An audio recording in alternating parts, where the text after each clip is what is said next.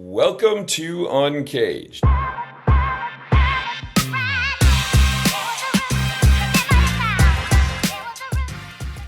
Today we're speaking with Marc Ingram. Marc, it's great to have you on the program. Thank you for having me. Now, Marc is an individual who's been very involved in public schools, education. He is the Chief Financial Officer at the Southfield Public Schools. And so we'll be talking about really kind of public sector financial management, really crisis issues related to that, managing risk, etc. But before we get to that topic, Marc, let's talk a little bit about you. Tell us a little bit about yourself and your career. Well, thank you for having me on. So back in the 80s, I went to Southfield Public Schools. Graduated from there in 1989 before getting 2 degrees at the University of Michigan. Then I made my way to the public accounting field. From there, I was able to transition to the public school district. Worked at Detroit Public Schools for 16 and a half years. Wow. And you know the phrase, you never burn any bridges. One of my former coworkers who I hadn't worked with in about 4 years called me fall of 2019 while I was driving to work, asked me, did I want to be the CFO for Southfield Public Schools? So I was like, sure. I've been looking for 2 or 3 years before that for a CFO position.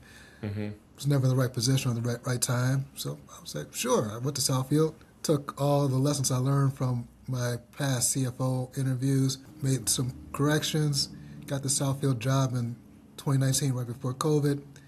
I've been there for almost 6.5 years, very happy, kind of a full circle moment, going back to the school district that I graduated from, now returning as its CFO. That's so exciting. I love to hear that. That's what a wonderful personal story, really, to kind of do that whole full circle element there and really to kind of shape it going forward.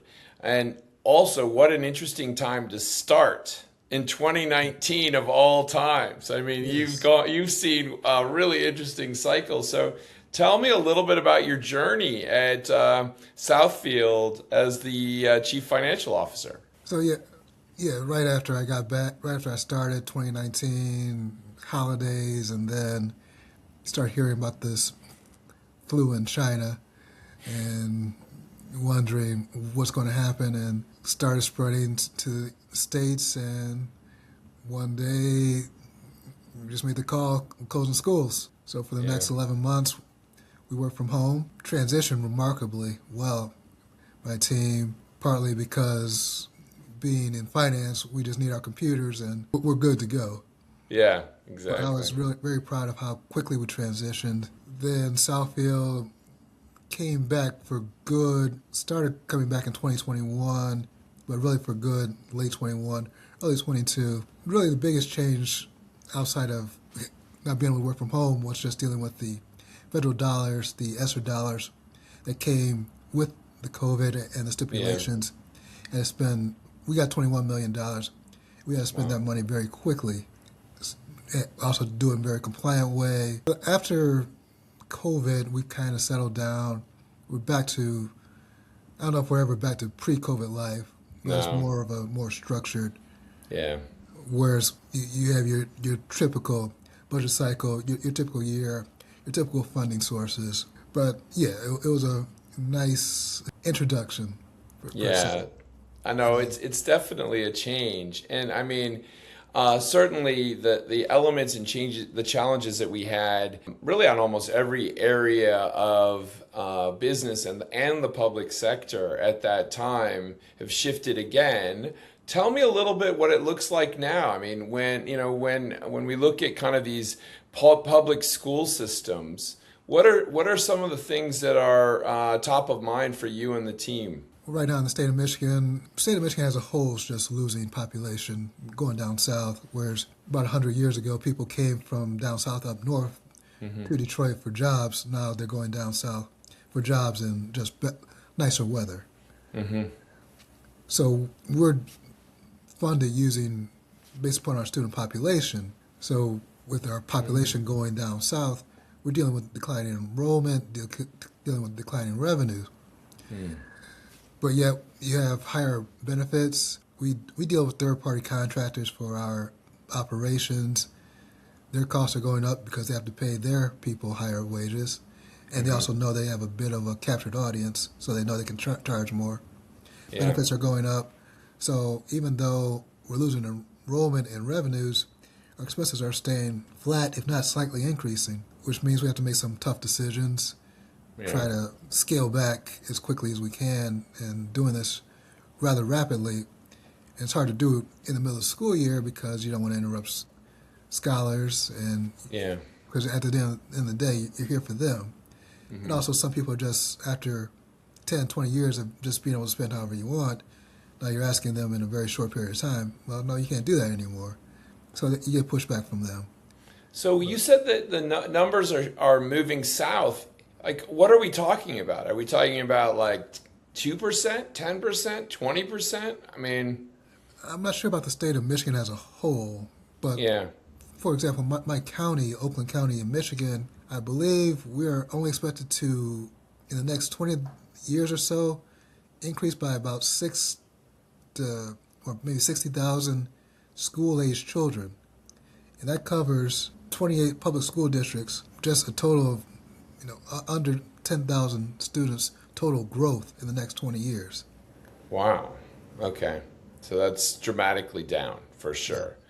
Well, I mean, clearly solving some of these challenges have been appealing. You've stayed in this industry. There must be something about education that pulls you back, Mark, and keeps you kind of in it to win it in this area. But where does the passion come from for this area?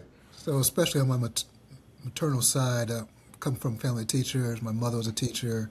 My aunt was a teacher. My maternal grandmother was a teacher. My maternal aunt was a teacher. Even my father was a professor at a local university. So education is in my blood. Yeah. And for the last 23, actually really become my consulting experience at Detroit Public Schools. The last 25 years, I've either been at the two school districts I went to as a child. I went to Detroit for kindergarten, and I went to Southfield for 1st through 12th. So it's kind of, my mother worked for Detroit Public Schools for 40 years. So it helps that I at two districts which raised me. Maybe if I wasn't at these two districts, maybe I'd be looking to get out while the getting's good. But because there's a familial tie, there's a personal tie, it's really helped keep me in the education field for basically a quarter century. Wow. Wow. And I mean, when you look at the space now, I mean, you hear, when I think of education, people talk about it in very dramatically different ways.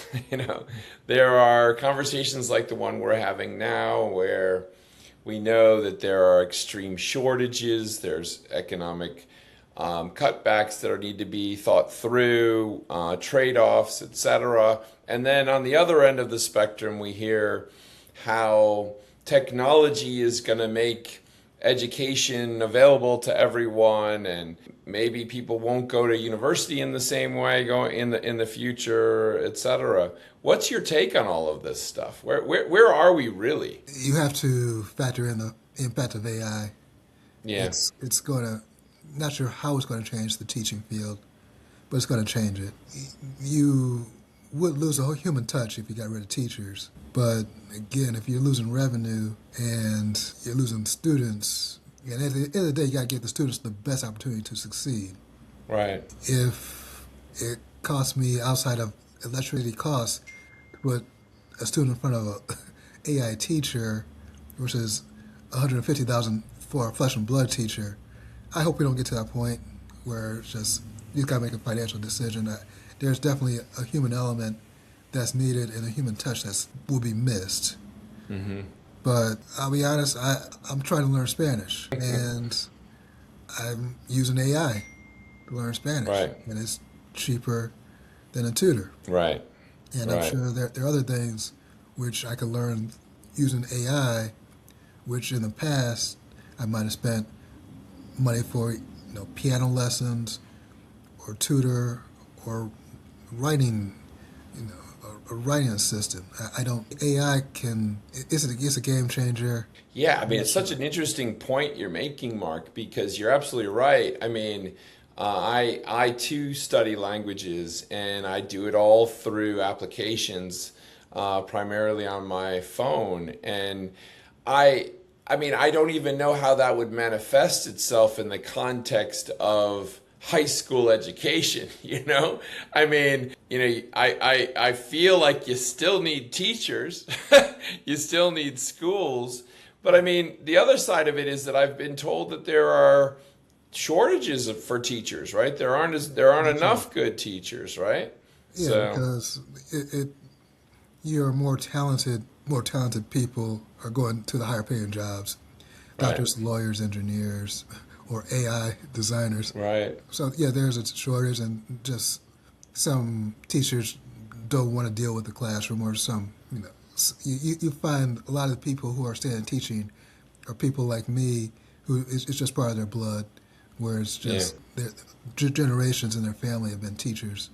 yeah. But you know, is there somewhere out there? Is there AI high school where the kids? Because we do have virtual high schools where kids don't physically go into classrooms, Right, but usually those are taught by a human being just virtually. But right. are we going to get to the point where we have a virtual AI classroom where AI teaches these kids, and you save your teaching costs, and ultimately they'll be judged by the teacher scores? But we could get to that point sooner rather than later. Wow. Well, that's I'm gonna have a lot to keep me up tonight as I think through the challenges that you guys are going through in the school system, and how things like AI could play a role in maybe supporting. I'm hoping that it can kind of support some of these elements going forward. But Mark, if someone wanted to learn more about what you've been working on and what the latest is in terms of public sector finance, where's the best place to find you? So if you want to find out what exciting things we have going on at Southfield Public Schools, just go to southfieldk12.org, where you'll see that we, in 2022, our amazing community in Southfield approved a $345 million bond for us. And we're in the process of building out those schools. Should be done by the summer of 2029 and have a whole new look after 60 years of Wow. buildings. Very exciting time for us. Otherwise, if you're interested in just public sector finance, just read, bring it up again, AI. If you ever have a question, and if you know how to prompt AI for anything about public sector finance, you'll get a great answer. Excellent, Yeah, excellent. Well, Mark, thank you so much for being on the show. I mean, it's as someone who's a product of public schools in the Chicago area, I'm a really big believer in public education, and I can see how technology could play a big role in rethinking it. But what a great kind of mind space that's opened up here to really kind of have almost like a tabula rasa and think about this in a new way. So exciting times, challenging times, clearly. But thank you so much for coming on the UNCAGED show today. Really enjoyed Appreciate this you having me. conversation. I Yeah. enjoyed it too. Thank you very much. It's great to have you on the show, and we've been speaking to Marc Ingram. He is the Chief Financial Officer at the Southfield Public Schools. He is an expert in public sector financial management. Spent the majority of his career at the Detroit Public Schools, and really talking to him today about the state of public education and what's needed, what the challenges are, and maybe what Mark thinks is that AI will play a key role driving it forward in the future. Mark, thank you again, and we look forward to having you back. Appreciate it. Thank you. Cheers.